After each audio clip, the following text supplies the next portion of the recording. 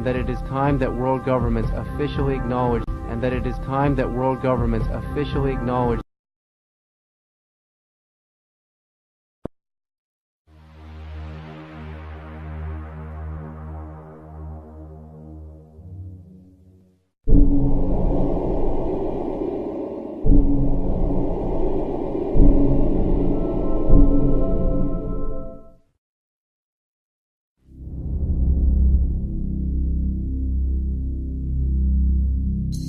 We have an unidentified flying object.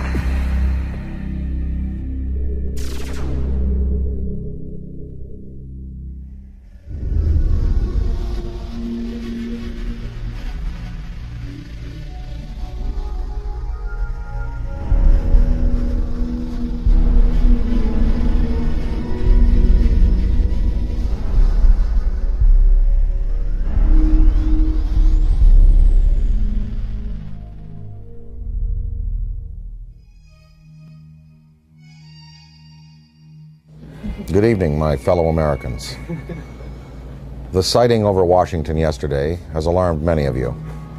However, please, do not... We close? Yeah, we're close. 2001 was a real space odyssey for me.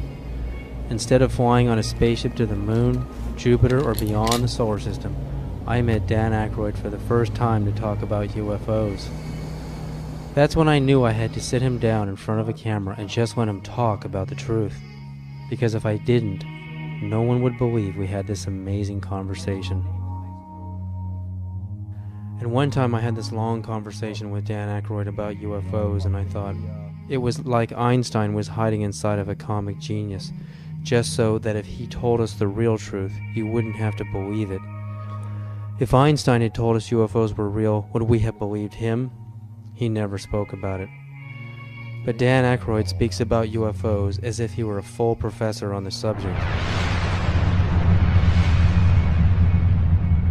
So Dan, how did you get started in UFOs? What sparked your interest? What was the first thing that you can remember that happened to you that made you, ponder the question?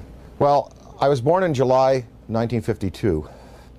And I guess about maybe when I was 8 years old, I found a magazine, a Life magazine, with a picture of the UFOs from that sighting on the cover, with a big inquiry.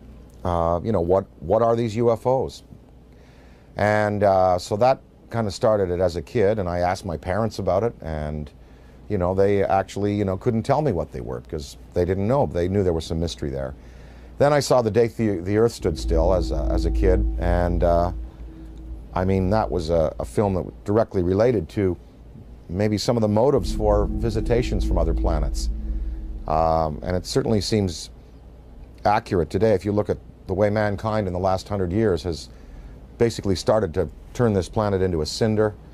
3-4 holes in the ozone layer because of industrial production around the world, nuclear testing, wars.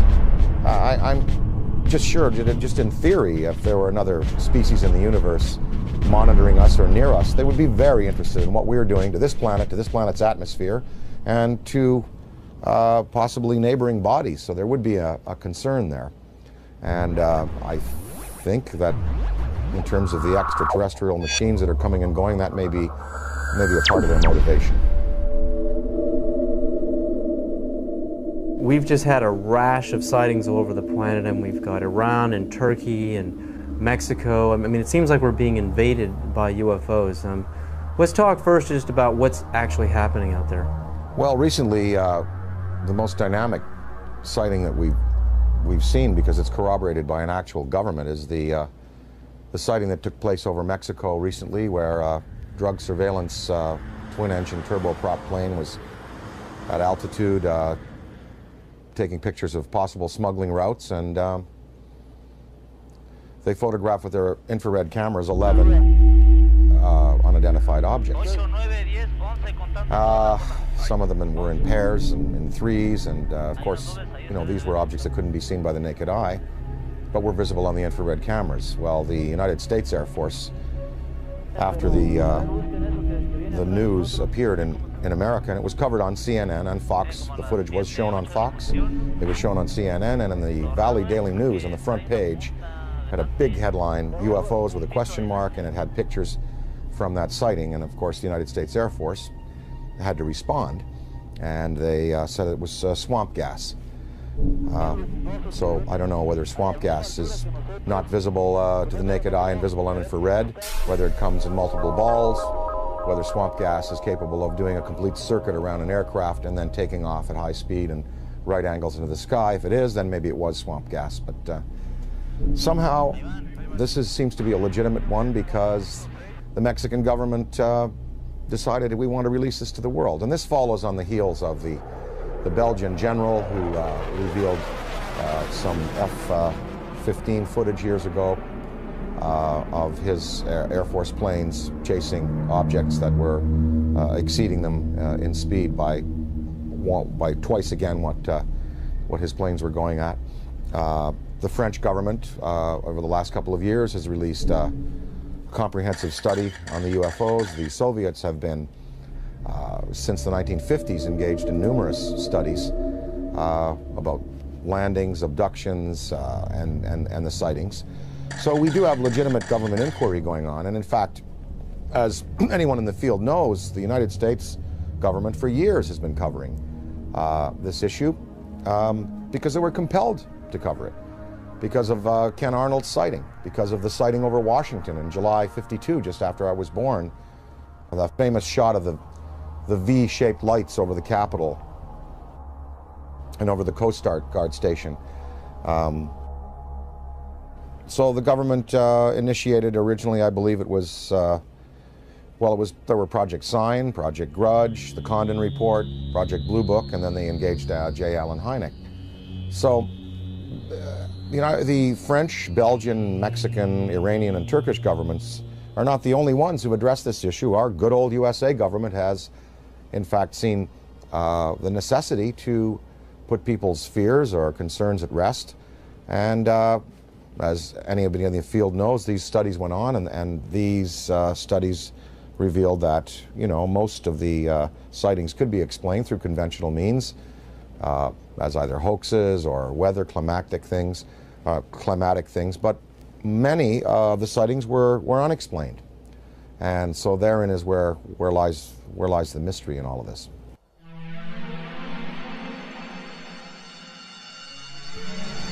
Dan, what do you think is the significance of UFO technology? I mean, obviously, these guys, the extraterrestrials, can come from one star system to another and visit Earth. I mean, recent headlines on CNN are talking about, and BBC, that we're going to run out of oil in 2026. We've got to get on to a better technology. I mean, to be able to go from another star system to Earth, obviously they have the answer. Well, the presence of these obviously intelligently controlled machines tells us that we are dealing with beings who have anywhere from 1,000 to 1 million to 10 million to 1 billion years advancement in technology on us. So you've got to figure that look what happened in the last 100 years. We have the Wright brothers at the turn of the century taking off in basically a fabric and wood aircraft. By 1969, we have lunar expeditions.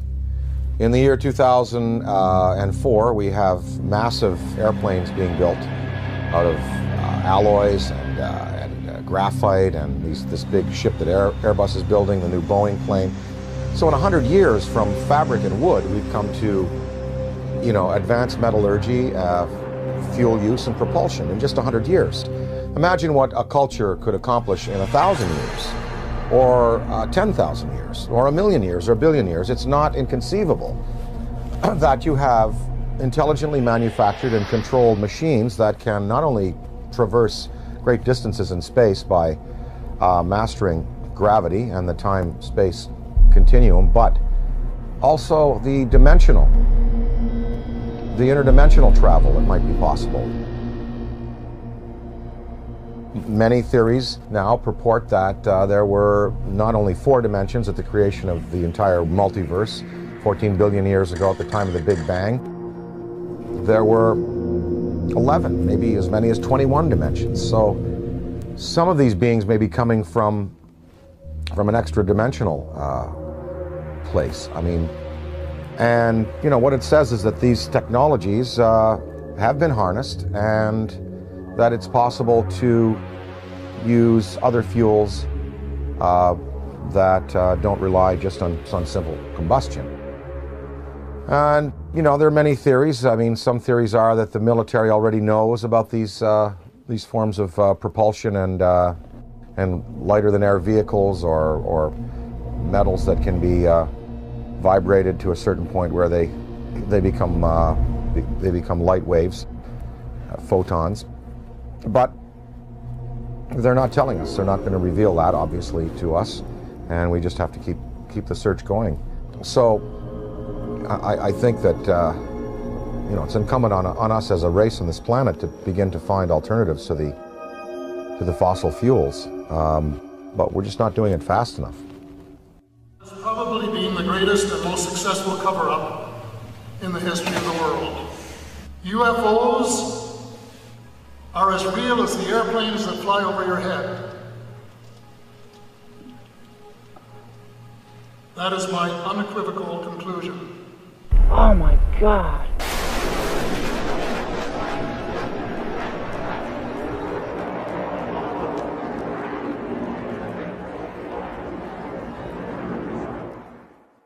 The Avro Arrow story, Dan, I mean, you appeared in a movie about the Avro Arrow story.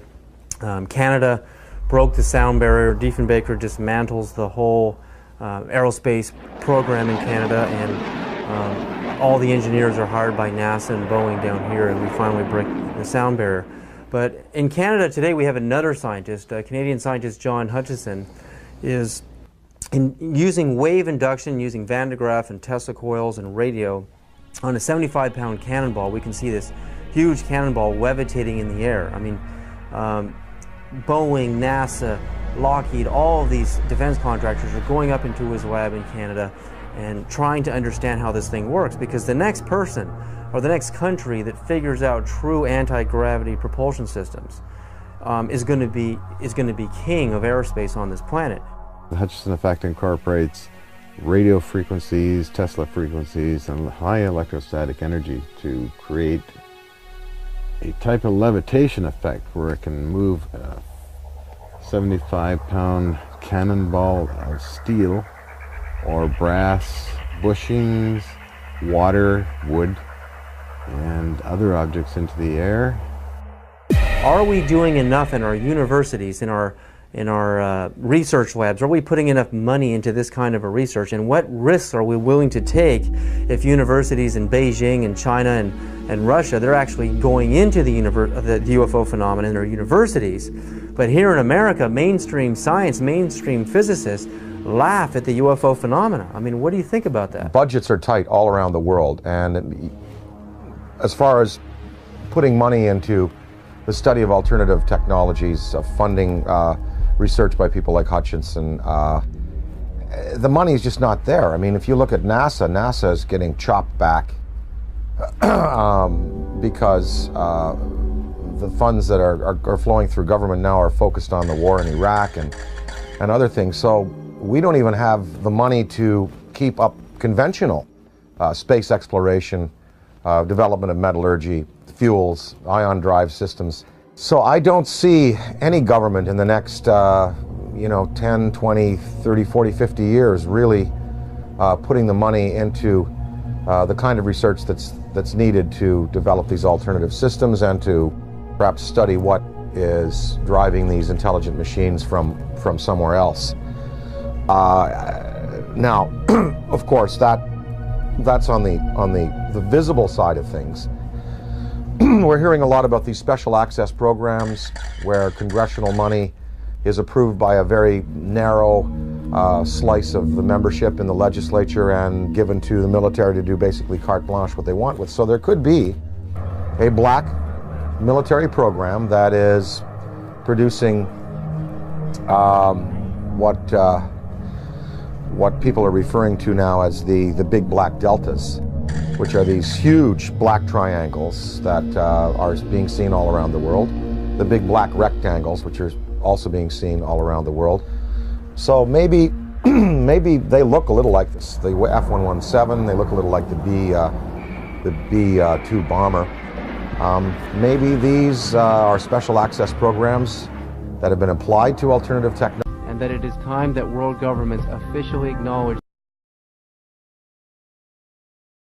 I don't see them revealing, you know, these the sources of these programs, nor their applications right now.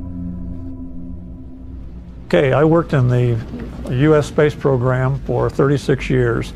I was a contractor employee, first working for McDonnell Douglas and then ending up working for Boeing after McDonnell Douglas was purchased by Boeing. I started at the end of the Mercury program and then worked the whole Gemini program. And during Gemini, I was responsible for the design of the equipment for the life support system. And so I had a distinct interest in keeping astronauts alive and having successful equipment. During the program, when we were flying the Gemini spacecraft, my interest in UFOs became very real. It became real because, first of all, Gemini 2, which was unmanned, it was rumored and talked about among our researchers that 2 UFOs had followed Gemini 2. And then Gemini 2 was, of course, recovered later.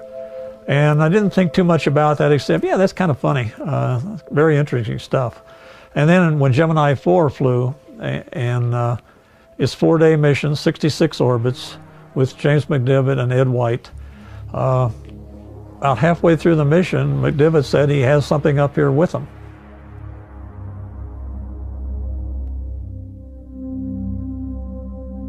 Astronaut Gordon Cooper is an American hero with a log of over 222 hours of manned spaceflight. He had a long and illustrious career of service to his country. With over 11,000 hours of flight, he was a fighter pilot, U-2 test pilot in the Air Force, and is one of the first men to ever fly in space. He orbited the Earth 22 times in Phase 7, the last of the Mercury missions, on May 15th and 16th of 1963. On August 21st of 1965, he orbited the Earth again on Gemini 5 and remained a backup for Apollo 10.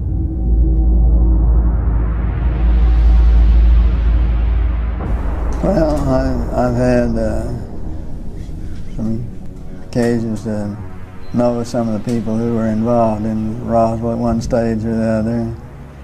I think there's been an awful lot of untruths put out on Roswell and an awful lot of conjecture. I think there have been some truths in it. I think definitely there was something other than weather balloon there.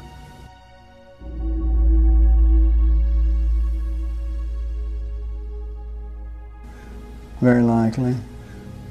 I'd like to think they reversed engineered it and did something with it. You know, did some benefit with it, which would be the logical thing to do, but I have no way of knowing whether they did or not. Within hours of the crash at Roswell, U.S. General Nathan Twining designated the visitors as enemy aliens. It appears from his book that Colonel Corso agreed with that assessment,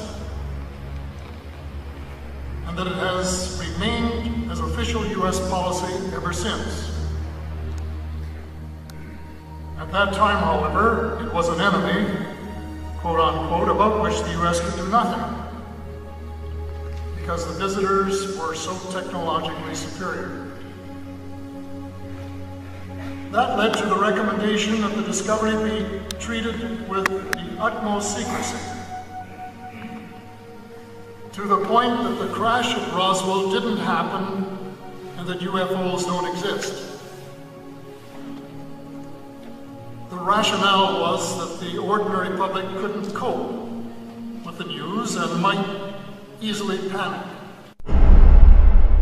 Area 51, Dan, I mean, we hear stories from Bob Lazar, we hear stories about alternative space program theories, you know, we're building UFOs and reverse engineering UFO technology since the saucers crashed at Roswell and the plains of St. Augustine, and we have reverse engineered that technology today. That's the theory, and NASA is just a smokescreen program.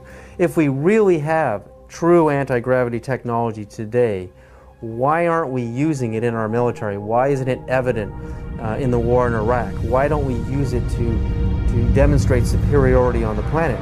And if not, if all of this is just conspiracy theory and we really don't have this technology, again, are we willing to take the risk of losing air superiority on this planet by letting the Russians or the Chinese or some other country, even the Middle East, actually engineer this kind of UFO technology and conquer the world? Are we willing to take that chance? Well, I think, as far as military applications, maybe they are being used already. Maybe we don't know. Maybe they're being used in a surveillance capacity. As far as weapons that could be associated with such vehicles, one would have to think that if the propulsion system is as sophisticated as it would need to be to have these vehicles just hover, stop, noiselessly take off at right angles, do 3 to 5 to 6 to 20,000 miles an hour, one would think that the military application would then take the form of, rather than rockets and projectiles, that probably a particle beam would be used, some kind of a laser, some kind of a disabling beam to disable equipment, to cause disorientation among men and troops. And of course, we have seen no evidence of this. I'm not sure that the U.S. military would want to play that card right now, because after all, the war in Iraq really is a conventional war. We have air superiority there already. There is no Iraqi Air Force. There was no Iraqi Air Force. We, in the United States, we have air superiority basically over the rest of the world. I'm sure there's some pretty hotshot MiG pilots in China and Russia. But I think if you put our Air Force up against any Air Force on this planet, we would prevail without the use of advanced technology of the type we're speaking of. So I think that the U.S., if they have these things, they would probably save them for a more drastic confrontation, perhaps a confrontation with beings that have the potential to be superior over us in terms of the applications of aviation today. So maybe these triangles, the big black deltas, the rectangles, are the next wave of the U.S. military's defense against what some might perceive as an extraterrestrial or extra-dimensional threat. Maybe these weapons or these flight systems now are being prepared to confront a race of superior beings that could have designs on the planet that are malevolent. I think it was Lord Hill Norton, or one of the British Air Force Defense Ministry staff who was assigned to study UFOs in the 50s. After he retired, he said that in his estimation there were 23 different species of being visiting the planet in numerous types of vessels. We know from the NASA UFO studies that you've done, and I think that theory, there's nothing wrong with that theory that I can see that doesn't point to what you postulate, and that is that there are benevolent beings that are trying to heal the planet, hence the size of these ships that we're seeing in the STS cameras, and the fact that the ozone has holes in it, the fact that water could be a healing element there. What are these lifesaver-shaped little Dropostone-shaped ships conveying to our planet? Well, we see them coming into the atmosphere, and on the STS tapes and other forms of exposure, they're not releasing personnel, they're not releasing projectiles, and no harm has come to the planet,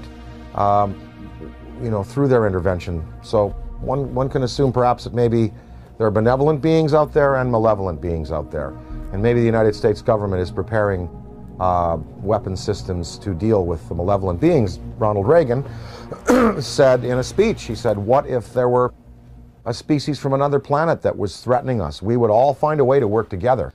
And one can only think about the Star Wars system and the fact that there we had satellite-mounted cannon.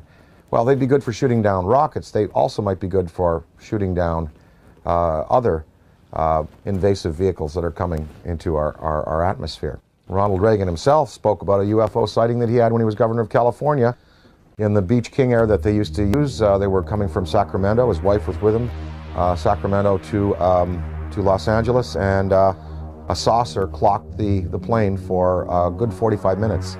And Reagan spoke of it to a lot of people.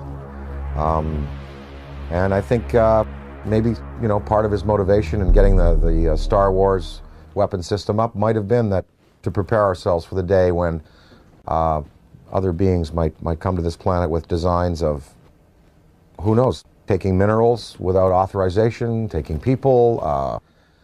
You know, we're probably just going to have to wait to see. I occasionally think how quickly our differences worldwide would vanish if we were facing an alien threat from outside this world.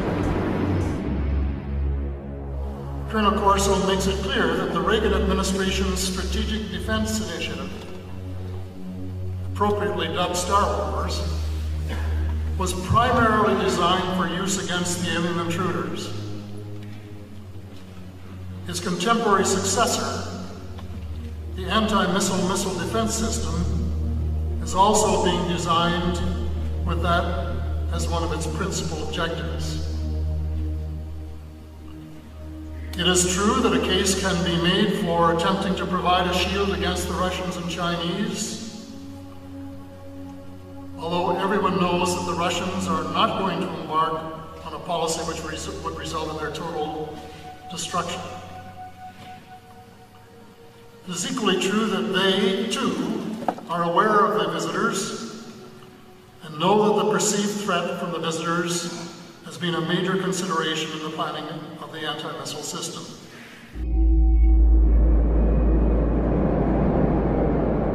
And the incident in question, as at least from my perspective, almost ignited a nuclear war, and that was 5 unidentified objects were picked up on radar coming in over the Pacific Northwest, Northern California, Southern Washington, Oregon area. As these objects approached the coast, Strategic Air Command went on a alert. We were in a defense condition, or what is referred to as a DEFCON, Defense Condition 3, which means that the nuclear forces were ready, but they weren't on a ready stated alert. We elevated that to Defense Condition 4. Defense Condition 5 is launch. When we went on our alert, the Russians were also monitoring our nuclear armed forces as we were theirs. And so they knew that our bombers had gone to fail-safe. They knew that the launch codes had been given. They also knew that the hatches on the ICBM missiles had been removed and that we were getting ready to do a launch. I know that Nixon, President Richard Milhouse Nixon, picked up the phone and called the Kremlin. The White House notified the Kremlin that these objects were not, and I repeat, not a preemptive launch by us, that they too, the Russians, had been tracking these objects as they came in over the Bering Sea.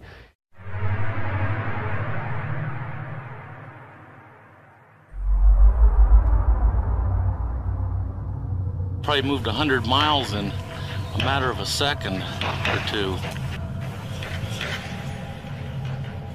When we look at alien abduction, I mean, the idea of a human being being taken and having an implant inserted into their body, I often think of how biologists, how we tag whales. You know, we put a chip on a whale and we can track them via satellite, and also how, you know, we go into a frog's pond and we pull out the frog and we spread it out on the table. Remember in biology class we used to do this, and, you know, stick the little needles in his legs and cut him open.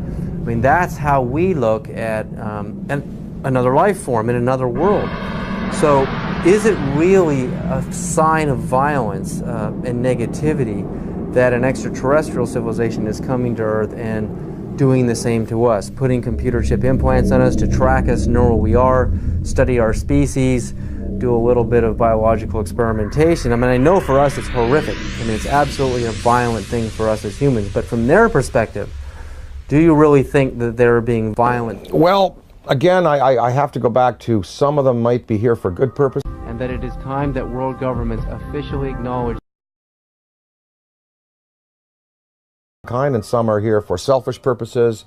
Maybe these abductions, even though they're done in a objective but biological way, like we dissect frogs, maybe they're doing it just for fun and for sport. I mean, I don't know. I think probably that that the fear could be justified in some senses. Anne Druffel has written this book about how to prevent being abducted.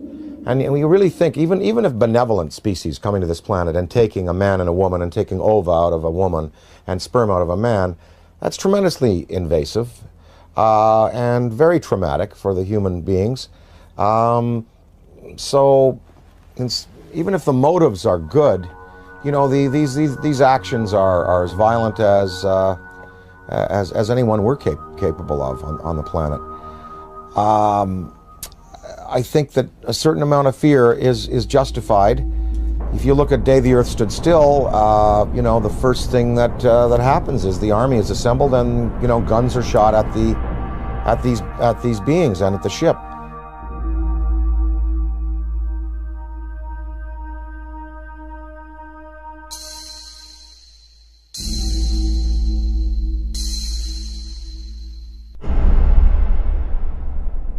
I addressed the question to Dick Cheney because I say the most important question to put to any high-ranking official is not what do you think about UFOs or have you seen one. The most important question is, have you ever been briefed on the subject? Did someone walk in your office and tell you what's going on? Because if someone walks into the president's office or some high-ranking official and briefs him on the subject of UFOs, it is for real. It's not imaginary, as the government has been saying for 60 years. So I asked Mr. Cheney, this is 3 months after he became vice president, I asked him on the air, and this is still on Diane Ream's archives, Mr. Cheney, in all your jobs in government, have you ever been briefed on the subject of UFOs? And if so, when was it and what were you told? And Mr. Cheney said, if I had been briefed on that subject, it probably would have been classified and I wouldn't be talking about it. January 22nd, 1997, I noticed 3 amber orbs now at a distance far west on the horizon. And I'm thinking, wait a minute, even though they're in a line formation, they were amber, they were in a formation, they were hovering for minutes. As I'm pointing like this, they reappear in the same spot. And I thought, I have to get a picture of this. And I ran upstairs, I grabbed my 35mm, get out onto the balcony. As I'm ready to shoot the 3 bottom orbs, suddenly 6 amber orbs in a row, totally equidistant from each other, massive span across, pop up. On March 13, 1997, over 10,000 Arizona residents witnessed the single most spectacular UFO sighting in the 20th century. Headlines surged the nation, and Arizona residents demanded answers from military and state officials. A mile-wide UFO was seen from as far north as Flagstaff, Arizona, and then the giant triangular UFO hovered above the great city of Phoenix, Arizona, where Dr. Lynn Kitai shot this amazing videotape.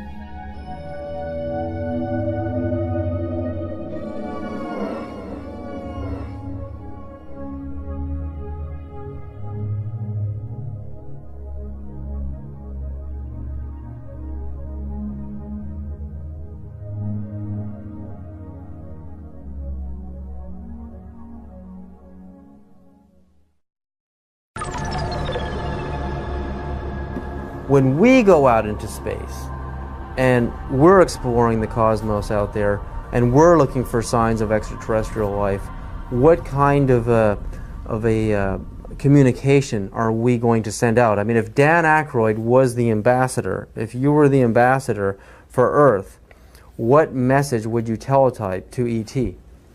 If I were to speak for mankind to these beings that were coming here, I guess what I would say is, let's go to some neutral place. Let's have a meeting with scientists from all around the world leaders. Let's sit down and basically have a sort of a forum with you, the extraterrestrial or extra-dimensional beings. Let's sit down and kind of get to know each other.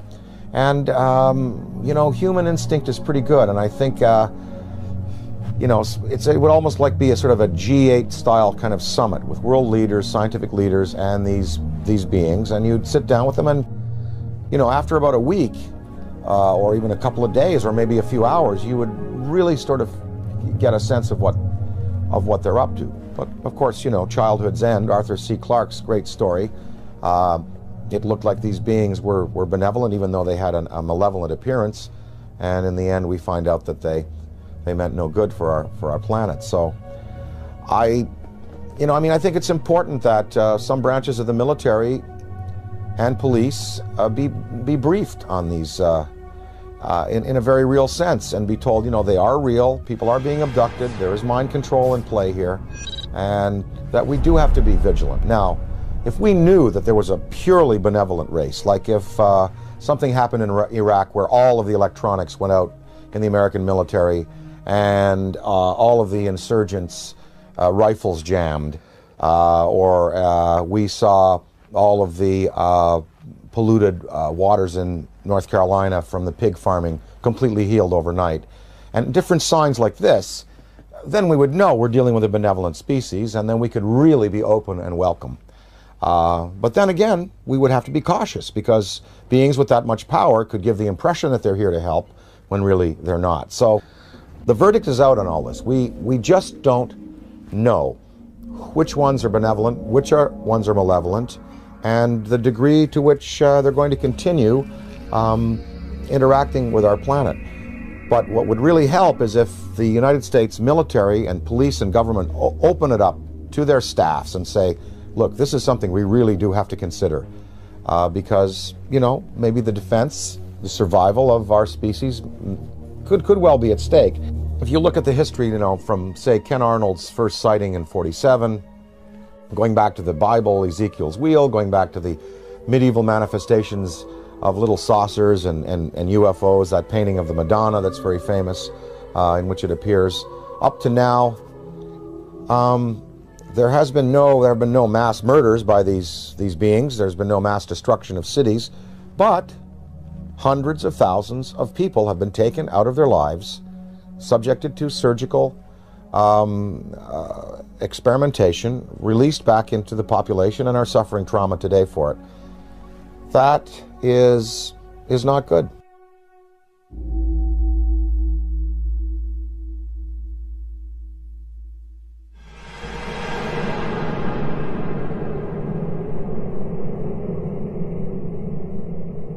The idea, I mean, like in the movie Close Encounters of the Third Kind, the meeting on the dark side of the moon in Devil's Tower, Wyoming, I mean, it seems like the logical thing to do. I mean, we have a communication, a teletype message, we have a place, a location, and a time, and we isolate it from the public until we know it's safe. I mean, we check each other out. I mean, this seems like the most logical thing to do, you know, even rather than meeting on the White House lawn. I mean, this is the way we would like it to happen. But that doesn't seem to be the way it's really happening. I mean, these extraterrestrials don't seem to be so interested in doing things politically the way we do things on Earth. They're picking certain individuals to contact. They are zeroing in on those individuals. But now, I mean, there are so many sightings going on all over the planet. I mean, it's just amazing. I mean, Iran, Turkey, Mexico, Venice, California, Sonora, California, Texas, Death Valley. I mean, the reports are coming in every other day now. It seems like we're heading towards an omega point. I mean, what is about to happen? I mean, is this all just a coincidence that more and more people have video cameras, or do you really think, you know, there's a major unprecedented communication that is about to happen between our extraterrestrial visitors and humanity? Or again, is it the video camera question? More camcorders? There are definitely more video cameras out there, and definitely more sightings, and definitely more credible witnesses. You know, the biggest thing in ufology in the 60s was Herb Shermer, the Nebraska Highway Patrolman, who was at the Ashland Oil tank farm out there in Nebraska, and he writes in his diary, you know, saw flying saucer, and then under hypnosis, turned out that he was taken aboard and informed of their intentions. Barney and Betty Hill. I mean, these were the key cases. Shermer, Barney and Betty Hill, the Pascagoula incident, Travis Walton. Now there are hundreds of cases like this, and I think that because it's in the consciousness, because we have, you know, a poll saying basically half of the world believes and half doesn't. We're reaching a point where, as Stephen Bassett talks about his time clock, it's like the nuclear time clock that we had in the 50s before we blew the world, you know, before we blew the world up. The theory that once the hands got to midnight, that's when all the nuclear weapons in the world would be discharged. Well, we've stopped that nuclear clock, thankfully. But as far as the UFO clock, he says we're 1 minute to midnight now, meaning that in a minute to midnight, something really spectacular is going to happen. Now, whether that's a mass appearance, whether that is, you know, come over to the Yankee Stadium during a game, I think possibly the next, maybe even in the next 5 years, we're going to have occasions like the one I experienced in upstate New York in the mid-'80s when I woke up in the middle of the night and I said to my wife, they're calling me, I want to go outside, they want me to come outside and see. She said, who? Something outside wants me to come out and say, oh, just go back to bed. I went back to bed, but in the next day in the media, in newspapers, in radio, all over upstate New York and Ontario and Quebec and Vermont, people spoke about this urge they had to go out of their houses at 3 in the morning and look up into the sky. And 12,000 people shared this urge, and they went out, and it was a big news story. And of course the Air Force said that a Chinese rocket had exploded over New York State, and what people saw was a massive, miles-high pink spiral in the sky above the Great Lakes. In Hull, Quebec, Canada, a few years afterwards, there was a story of several hundred people, almost 1,000 people, in this community, Gatineau, north of Hull, Quebec, Canada, in the Quebec province, sharing this urge to come outside and look up into the sky, and they also saw an apparition. So there are going to be more of these mass sightings. And, you know, the day that 1 million people in Idaho at a rock concert or something see it, that is when you're going to really get the conventional military and police sitting down to say, well, it's time to throw the Brookings Institution report out and lay it open to the people and let the people decide, you know, what must be done in conference with our state leaders.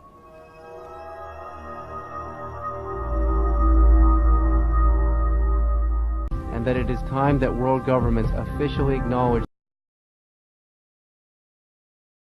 national security, and if they did, would they classify it to protect the national security?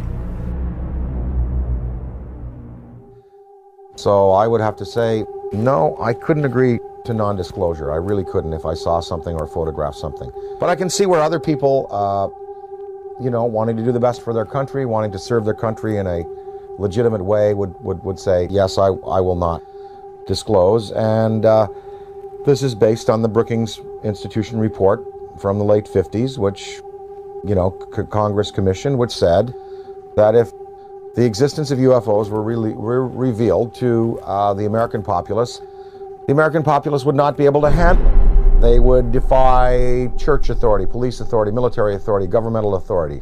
They wouldn't go to work. They would sort of cast aside the mayors and governors and presidents and go, we want to talk directly to these beings. We feel that these beings should, you know, have their case put to us directly by them themselves. I think the American populace today is ready to handle the concept that what we live in, the 4 dimensions of height, length, width, and time, is not all there is. There are more dimensional realities.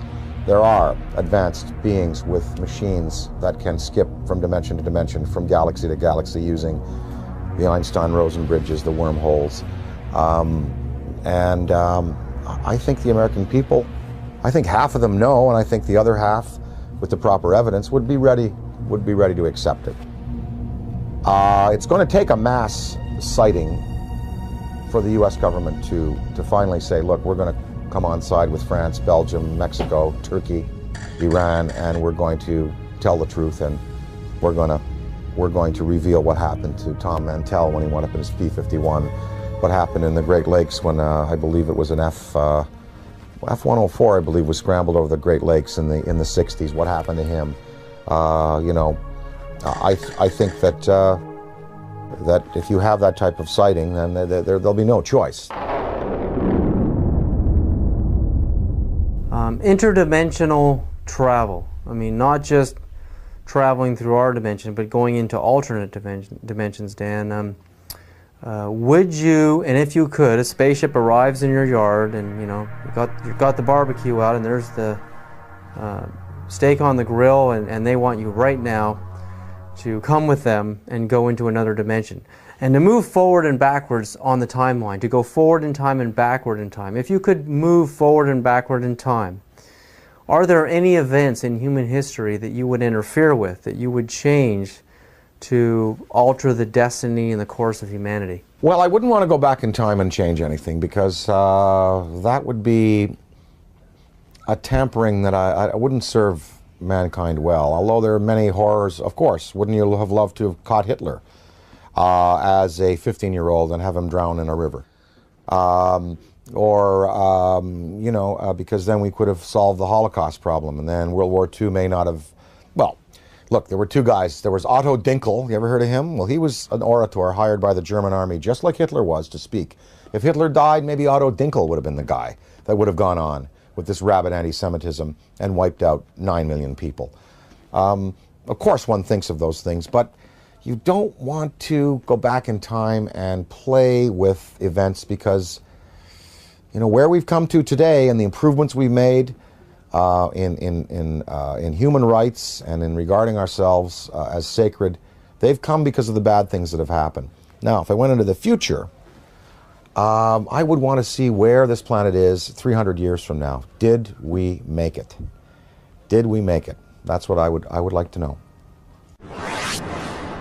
I mean that from my knowledge of the world that I see around me, I think that it is much more likely that the reports of flying saucers are the result of the known irrational characteristics of terrestrial intelligence rather than the unknown rational efforts of extraterrestrial intelligence. Interdimensionality, again, if you could move forward and backward in time and meet any personality, any public figure, celebrity, or politician, or mystical figure, is there anybody that you would like to sit down with? If you could have lunch with them, or just sit down and talk to them and have a discussion, forward and backward in time? Oh, I'd love to spend an afternoon with Richard Feynman. Would love to sit down with Heisenberg, and of course, you know, Einstein, Niels Bohr, Max Planck. You know, I'd love to sit with the particulate, the quantum physics guys, because there really is the root of understanding how and why the world is the way it is, and the joy of these studies in antimatter that are occurring.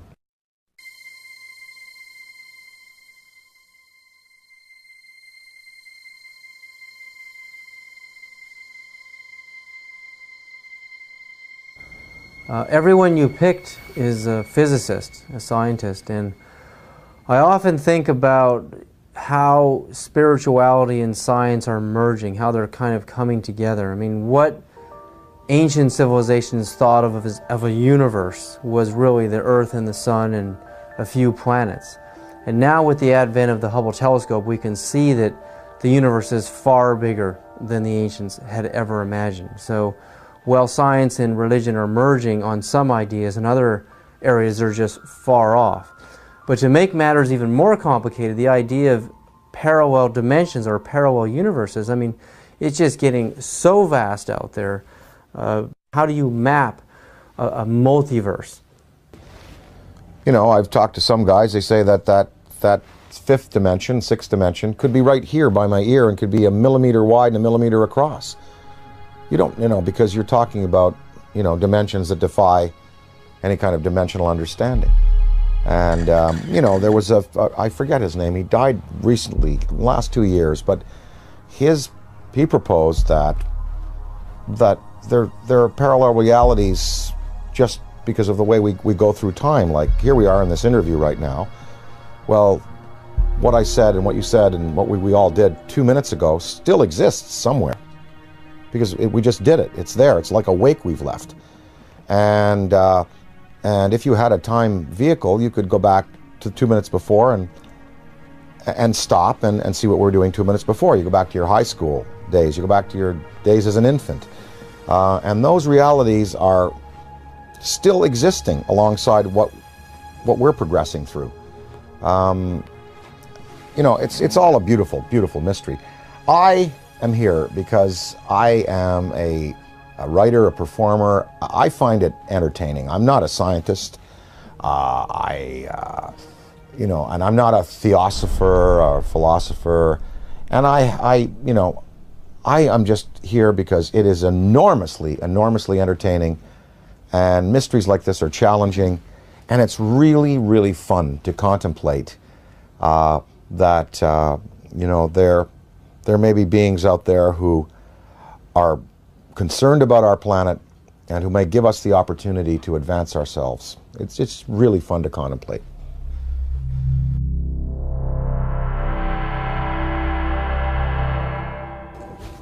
All the physics that we know on this planet, quantum physics and conventional physics and metallurgy and all of it, it can really encompass a theory of how these ships move. I mean, you've done it yourself, David, proposing that if you can convert a mass to a state of of photonic energy, then there is no mass anymore, and you're looking at pure light. You're looking at anti-gravity. You're looking at something that can be harnessed in waves. Well, what is the fuel? Well, people, Bob Lazar talked about this element 115 that was put into these generators to boil mercury and to be used as gravity tractors. Maybe that's it. I don't know. I mean, they must be using a fuel that's unavailable to us. Does it give off radioactive waste? What is the cost to them?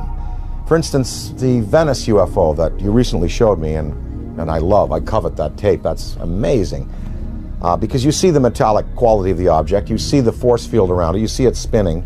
It was May 2nd, 2004, approximately 11:30 a.m. And I was walking from my apartment with my girlfriend down this alley right here. And we were just sort of walking this way, and I looked up over at those phone lines, and we saw something that we really couldn't make sense of. It was a very shiny, metallic disc. So we turned the corner here, and this is basically where we're just looking at it. And we're pretty much like, okay, that's not a balloon or anything we're familiar with. So we sort of kept walking to the corner and just stared at it for a while until it hit me, that this was really something. There was a man also looking at it, sort of a bystander, and he said, wow, do you guys see that? And that's when I realized all three of us were looking at something extraordinary. What is the environmental cost of running these machines? Are they clean or are they not? Is there some, wherever they came from, is there some place they have to go back to after their journeys are finished to dump whatever they've used up in terms of fuel, like we would a bad fuel rod in a reactor? That is a question I'd like to know. I'd like to ask is, are you a clean burning vessel, or is there some cost that you pay like we paid for atomic energy? When we consider that it may be possible to take mass and reduce it down to zero, make it as light as a photon, we can start to approach this whole light speed phenomena from a whole new direction. I mean, we're going to be able to do this. This is this is the only logical answer. There are no fissile nuclear materials in the universe as we know it to produce the kind of energies in a steady stream that you need to get mass up to that speed. There are no fissile nuclear fuels that can produce 1 trillion electron volts all day long. And wormholes are even more exotic. The idea of bending and folding two spaces of space-time together and creating a shortcut wormhole to vector in between those 2 points, according to Kip Thorne, who wrote Black Holes and Time Warps, that the energy required for a wormhole is 100 million suns, the negative energy they put out for an entire year. There are 100 million suns in our galaxy alone. That means all of the negative solar energy coming from our suns in this whole galaxy, the total energy for a whole year is required to create a wormhole. Where has any extraterrestrial civilization or our civilization going to get access to levels of energy that high? It's never going to happen. That's why I've reversed the table here. I said, you have to ultimately get frustrated with the idea of increasing energy en masse. You have to it's like banging your head against the wall and trying to cram it through the wall. You will never be able to do it this way. So the new way, as I propose, is to make this all possible. And when you consider UFOs coming in, stopping on a dime, and then accelerating and turning out into space, any Air Force pilot can tell you that stopping on a dime, the G-forces are going to throw you right through the walls. Yeah, you'll be crushed. And then sudden acceleration is going to do the same thing. It's going to destroy the body of the pilot. So this new approach and this new idea, I mean, this is just the inception, it's just the beginning, but I think this is really the only avenue that we can look down right now and the only way we can see solving this problem.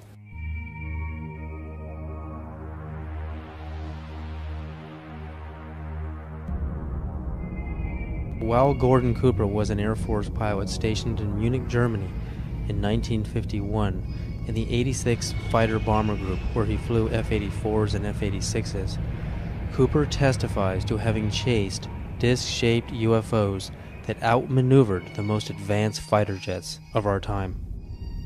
We were flying in Germany, and we were flying F-86s. And they would come over and do the same maneuvers that we make, except every once in a while one of them would go zip. And you just can't do that in a fighter, a conventional fighter. They're just typical saucer shape, double lenticular shape, metallic looking. Well, yeah, they weren't just random. They were flying fighter formations, very definitely under positive control.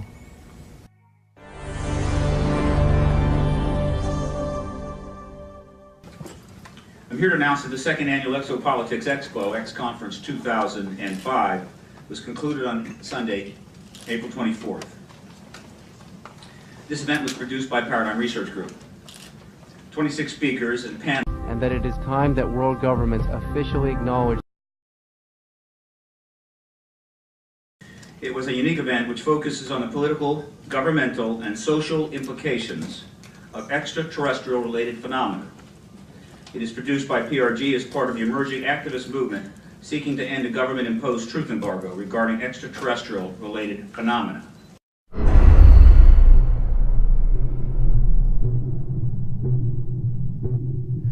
Do you believe, and describe, do you believe that your show was shut down for national security reasons? And tell us a little bit about what happened with the show out there.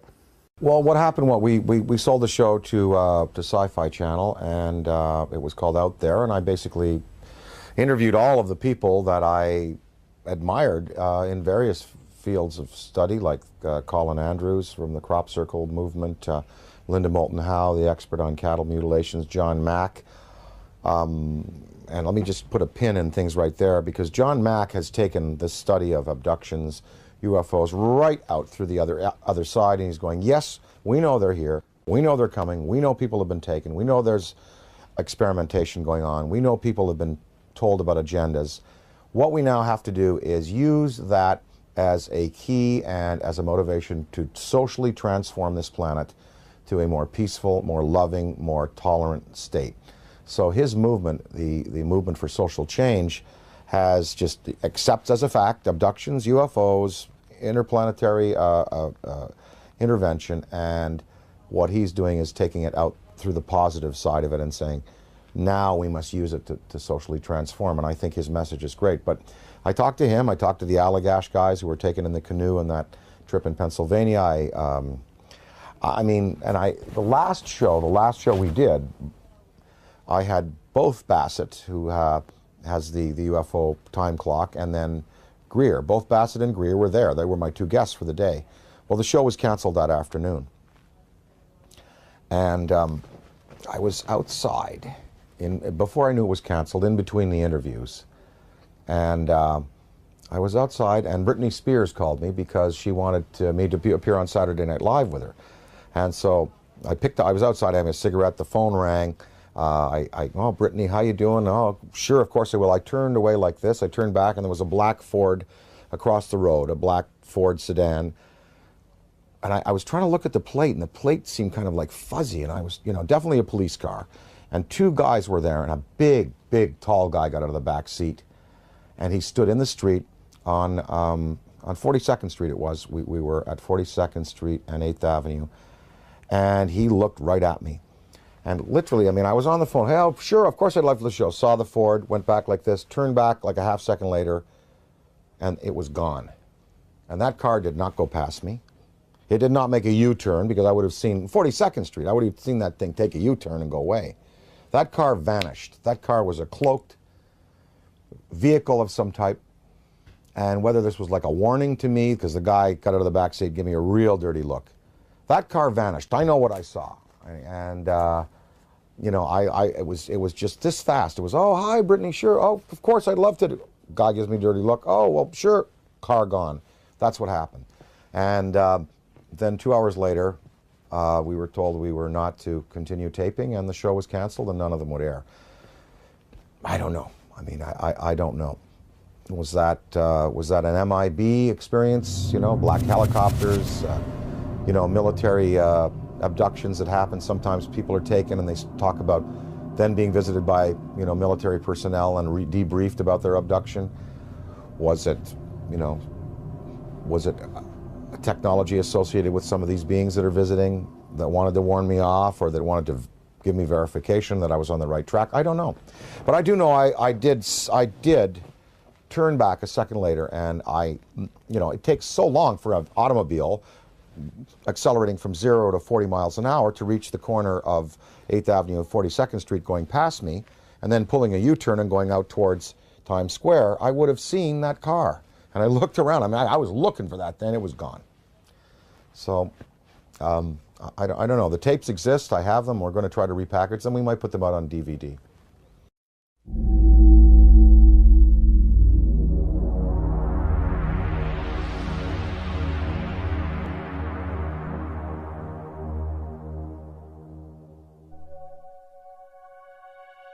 I was having some cameramen film the installation of a precision landing facility that we were putting in right on the edge of the dry lake. And this saucer flew right over them and put down 3 little gear and landed out on the dry lake bed. And they went out to, picked up their cameras and moved on out toward him filming. And he lifted off, put the gear back in the well, and climbed out at a very high rate of speed and disappeared. And so while I was going through all the regulation books and finding out the number to call in Washington to report it,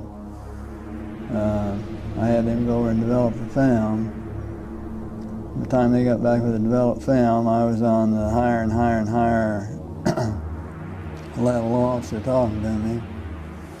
Finally with the colonel telling me to when the film arrived at my desk, to put it in the carrier pouch. There would be a courier there at my office by that time already, and they'd arranged for him to fly in our base airplane back to Washington with these films, and do not run prints, etc., etc., etc.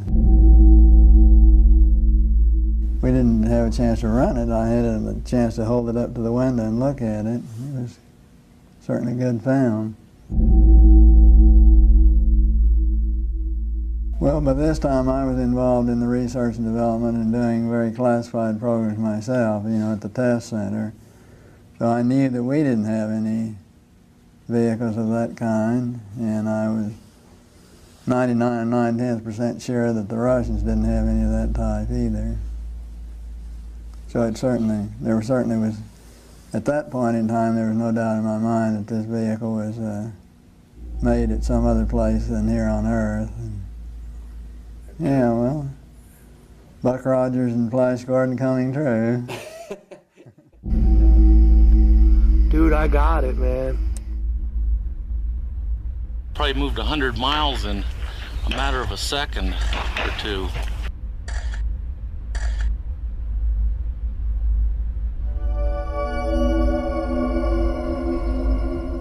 In July of 2002, right here in the Washington, D.C. area, there was yet again a airspace jet chase by two F-16 jet interceptors, charged, which were chasing a bluish object right outside D.C. In fact, we have one of the key eyewitnesses here in this room today. This received some play in the Washington Post and a little bit of mainstream media, then of course fell into the black hole of the media, never to be discussed again. What were these objects that were able to outperform F-16 interceptors in a post-9/11 America? What is going on? And what are the consequences, or the potential consequences, in the event that we should shoot down a few of them? A related question that I have been asking myself is, to what extent are they really an enemy? What crimes have they committed against humanity? They have certainly upset the military by flying over their most secret installations, by shadowing their planes, by buzzing their astronauts. The Army shot 1,430 rounds of anti-aircraft fire at the UFO between 3:12 and 4:15 a.m. Army Chief of Staff General George C. Marshall wrote a top-secret memo to President Franklin D. Roosevelt that the U.S. Navy recovered an unidentified craft off the coast of California. The retrieved craft was in fact not earthly and in all probability of interplanetary origin. I mean, to me, what this is all about is not just, looking up in the sky and saying, wow, there's another UFO, yet another sighting. I mean, it's about exploring the phenomena. We have to get past denial. I mean, everyone is stuck at denial. I mean, mainstream science says the phenomena is not happening, and they don't take it seriously, and they try to sweep with them half the world. But over 50% of the American population, according to polls, believe in the UFO phenomena, and the government just buries it. Well, there's some media that are guilty of trying to suppress, and there are some media that are just throwing the story out there. Now, this Mexican sighting, we had coverage on Fox, we had coverage on CNN, and in the Daily News in the Valley here, we had a front page article, with the pictures and UFO, big question mark, and I mean, they were treating it. I think increasingly now, the media has to take into account that this is a reality. And I think, again, to go along the theory and the feeling that John Mack has, let's get past the debate whether they're here or not. Let's start to analyze who they are, how many of them are there, what kind of systems they're using, what their intentions are to us here on their planet, and can we utilize this knowledge to better ourselves as a species.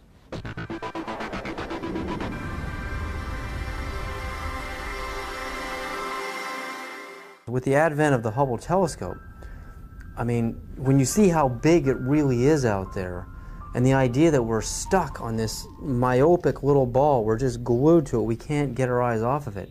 It's more of a mystery now than it ever has been. Why we're stuck here, and there's got to be a way to decode the matrix and finding out how these craft work, how we can get out into the universe ourselves. I mean, I think that's what this is really all about, It's not about trying to prove it whether it's right or wrong. It's trying to, it's like when the first time man saw a bird fly. Well, the last UFO symposium conducted by MUFON, they sent me the book of the speakers. There were many, many scientific people in there, many astrophysicists, celestial mechanics experts, metallurgists, people who've been consulted on these cases over the years. No, I mean, when you have John Callahan, an ex-FAA supervisor, saying, yep, they're real.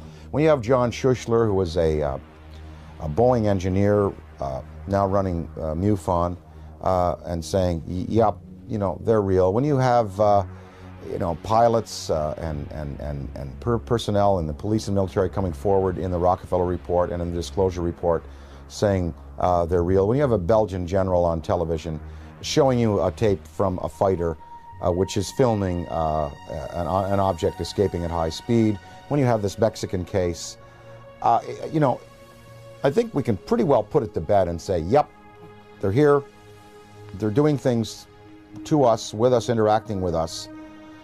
Whether we've had, official military contact, again, that goes into the black box area, but there should be no debate anymore. UFOs exist. They are intelligently manufactured and guided technology from somewhere else, not this planet.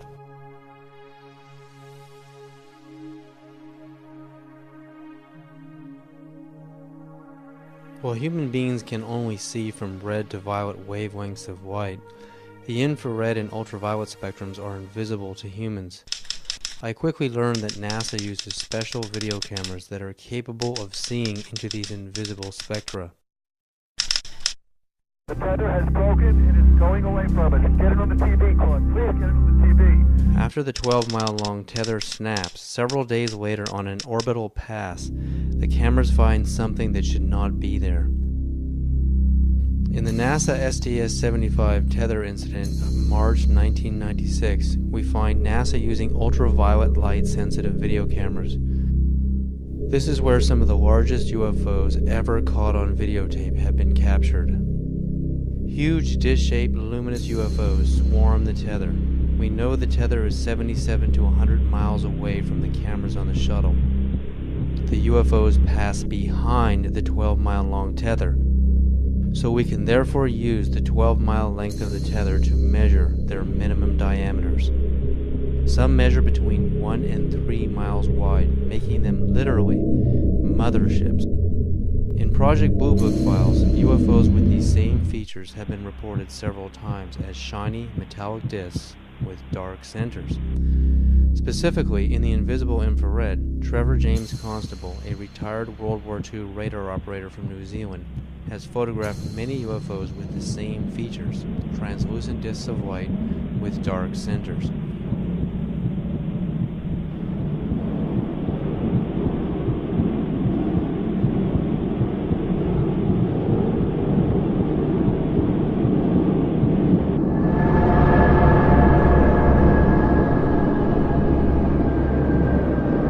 That it is time that world governments officially acknowledge The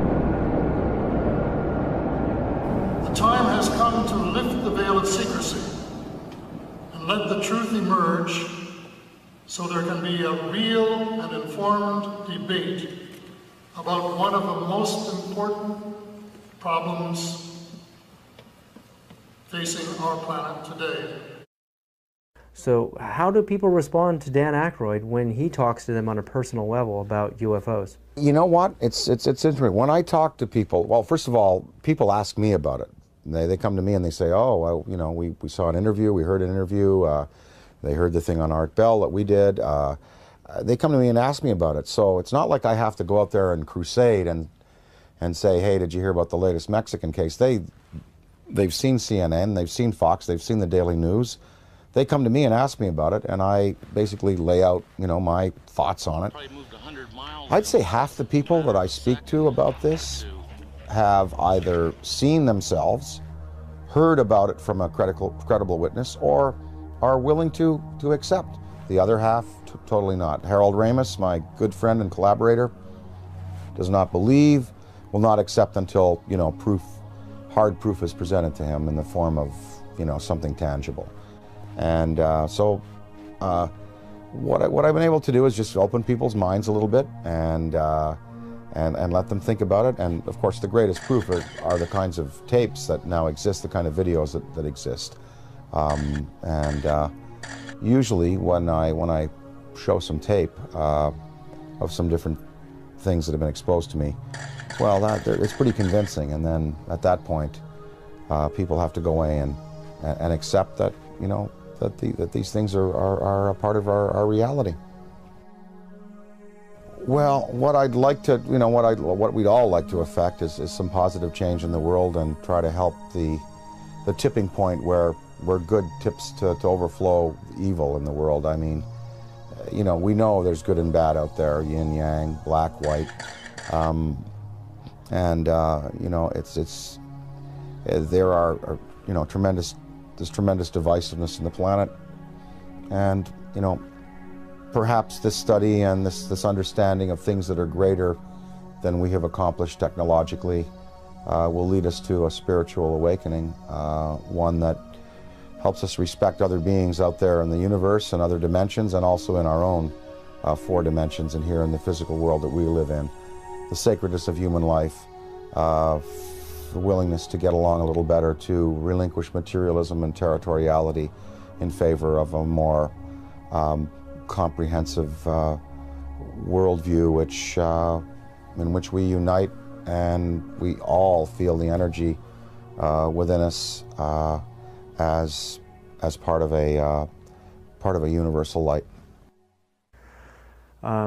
Gotta thank you, Dan, so much for this interview. I'm very grateful. I really believe you're one of the greatest minds in our world at this time. Thank you so much.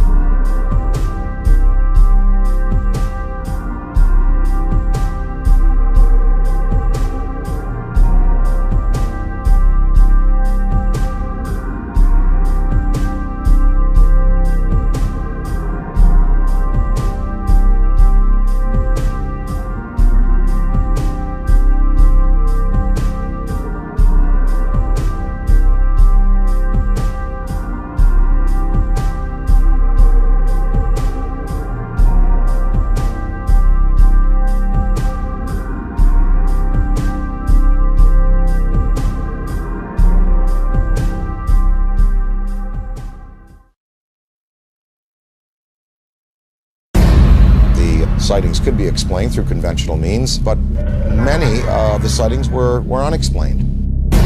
From Dan Aykroyd, a recognized authority on UFOs. People spoke about this urge they had to go out at 3 in the morning and look up into the sky. 3 amber orbs now at a distance far west on the horizon. Strategic Air Command went on alert, DEFCON 3, which means that the nuclear forces were ready. I think half of the American people, with the proper evidence, would be ready to accept. Probably moved 100 miles in a matter of a second. It was a metallic disc, and that's when I realized all 3 of us were looking at something extraordinary. 5 unidentified objects were picked up on radar coming in over the Pacific Northwest. 12,000 people shared these mass sightings. Looks like you got an object right in front of you, Mark. Can you look out there? There should be no debate anymore. UFOs exist. Challenging the misconceptions. They photographed 11 unidentified objects. Discovering the realities. They were hovering for minutes. Of what may be. Massive, miles high. The most important question. The incident almost ignited a nuclear war. Facing human civilization today. An authoritative inquiry into the UFO phenomenon. We are dealing with beings who have advanced technology on us. Probe the mind of Dan Aykroyd. Dan Aykroyd Unplugged on UFOs.